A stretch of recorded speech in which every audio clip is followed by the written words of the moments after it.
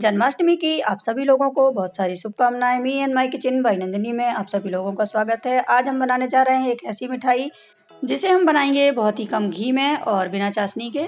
तो आप देख ही सकते हैं कितनी सॉफ्ट बनी है। और इसके लिए हम लेंगे चने की दाल 1 कप और इसे हमने भीगने के लिए रख दिया था 3-4 घंटे के लिए, और इसका पानी हम अलग कर लेंगे और इसे हम पानी सूखने तक छन्नी में रहने देंगे। और अब हम लेते हैं एक सूती का कपड़ा और उसमें डाल देंगे दाल को, और दाल को अच्छी तरह से पोंछेंगे ताकि इसका पानी पूरी तरह से ख़त्म हो जाए। और आप चाहें तो इसे थोड़ी देर के लिए पंखे के नीचे भी रख सकते हैं ताकि पानी सूख जाए। और जब तक ये सूख रहा है तब तक हम शक्कर तैयार कर लेते हैं। तो मैं यहाँ ले रही हूँ 1.5 कप शक्कर। वैसे तो 1 ही कप शक्कर में काम चल जाता है, लेकिन अगर आप खोवा डाल रहे हैं तो इसमें आधे कप और डालेंगे। तो मैं यहाँ खोवा ले रही हूँ, इसलिए आधा कप शक्कर और लूँगी और शक्कर को पीस लेंगे। इसके बाद मैं यहाँ ले रही हूँ एक कढ़ाई। इसमें ले लेंगे 4 बड़े चम्मच घी, देसी घी यूज़ करेंगे या आप वनस्पति भी यूज़ कर सकते हैं। और हम डाल देंगे इसमें दाल, भीगी हुई दाल डालेंगे और अच्छी तरह से भून लेंगे। भीगी हुई दाल को तेज़ आंच पर भूनना है, धीमी आंच पर नहीं भूनना है। और दाल को हम तब तक भूनेंगे जब तक ये क्रिस्पी नहीं हो जाती। कंटिन्यू चलाते रहेंगे तेज़ आंच पर। थोड़ा सा कलर भी आ जाना चाहिए। और आप सुन सकते हैं इसकी आवाज़, क्रिस्पी हो चुकी है दाल। आप चाहें तो एक दाना खा के भी देख सकते हैं, ये बहुत ही ज़्यादा क्रिस्पी हो जाती है। और दाल यहाँ क्रिस्पी हो चुकी है। तो अब हम इसे ठंडा कर लेते हैं। तो जब तक दाल ठंडी हो रही है तब तक हम यहाँ दूसरी चीज़ें तैयार कर लेते हैं। तो मैं यहाँ खोवा ले रही हूँ, 250 ग्राम के करीब खोवा है। खोवे को एक बार फिर से हम भून लेंगे। ये खोवा हमने घर में बनाया था। खोवा या मावा कैसे बनाते हैं इसका वीडियो आप जाकर देख सकते हैं मेरे चैनल पर। तो खोवे को सॉफ्ट कर लेंगे और 1 से 2 मिनट तक इसे भूनेंगे।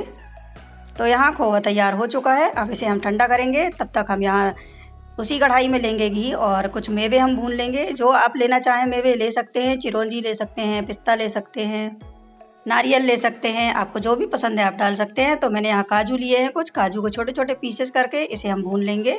हल्का कलर आने तक भूनेंगे, ज़्यादा नहीं भूनना है, ये जल्दी से जलने लगते हैं। और इसके बाद हम ले लेते हैं यहाँ बादाम, लंबाई में कटे हुए। 1 बादाम के 4 हिस्से करेंगे और इसे भून लेंगे। अब यहाँ दाल ठंडी हो चुकी है तो इसका हम पाउडर बना लेते हैं। तो पाउडर बनाएंगे तो हम इसका दरदरा पाउडर बनाएंगे, बहुत ज़्यादा चिकना पाउडर नहीं करना है। इस तरह से दाल को हमने पीस लिया है। और अब हम लेते हैं उसी कढ़ाई में दूध। तो दूध हम लेंगे यहाँ 2 कप, और 2 कप दूध को हम अच्छी तरह से उबाल लेंगे। इसे उबाल आने तक इसे पकाएंगे।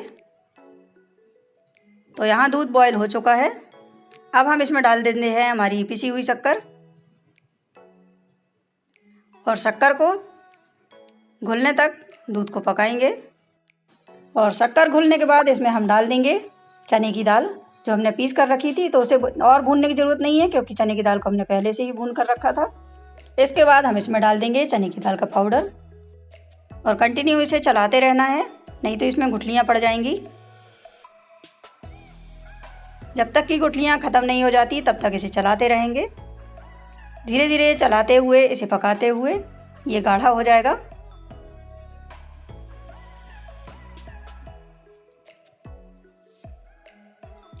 तो आप देख सकते हैं मिश्रण गाढ़ा हो चुका है। और फिर से इसे चलाते रहना है और अभी इसे और भी ज़्यादा गाढ़ा करना है हमें। तो अब हम कलर के लिए इसमें थोड़ी सी मैं हल्दी डाल रही हूँ, आधी चम्मच के करीब हल्दी ले रहे हैं हम इसमें। आप चाहें तो केसर ले सकते हैं या फूड कलर भी ले सकते हैं। हल्दी डालने से या केसर डालने से कलर बहुत अच्छा होता है मिठाई का। तो अब इसे हम और पकाएंगे। धीरे धीरे इसका टेक्सचर गाढ़ा होता जा रहा है, आप देख सकते हैं और भी ज़्यादा गाढ़ा हो चुका है ये।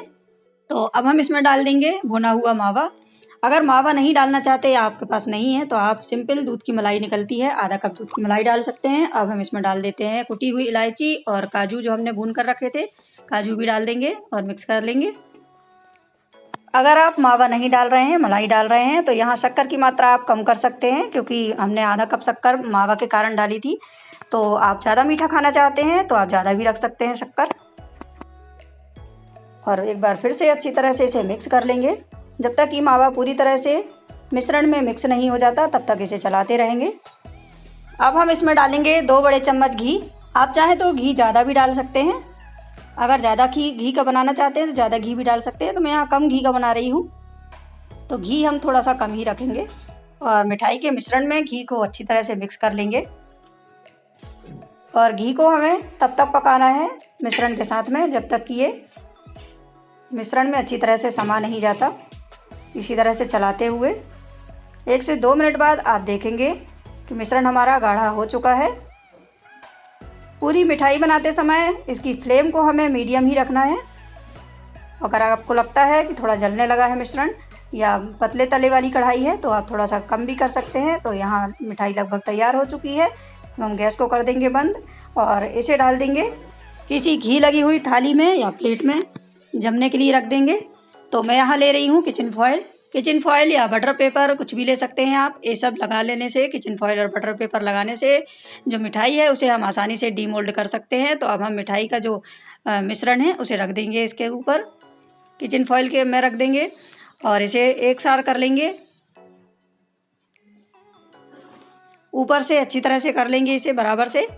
स्पैचुला की सहायता से इसे हम बराबर कर लेंगे या आप हाथ से भी कर सकते हैं, लेकिन अभी ये गर्म है तो थोड़ा सा कुछ गीला कपड़ा वगैरह हाथ में ले लें, इससे बहुत अच्छी तरह से आप बराबर कर सकते हैं।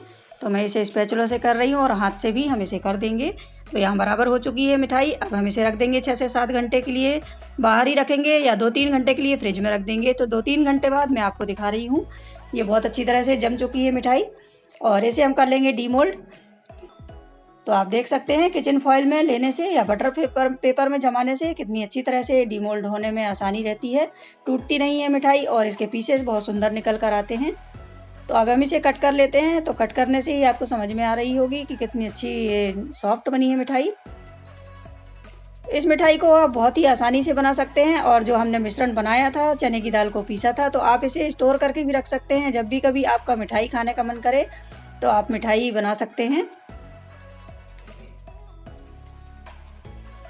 अब मिठाई के पीसेस हम कर चुके हैं और इसे हम सजा लेंगे। तो मैंने यहाँ बादाम जो भून कर रखे थे घी में, इसे हम सजा देंगे इस तरह से।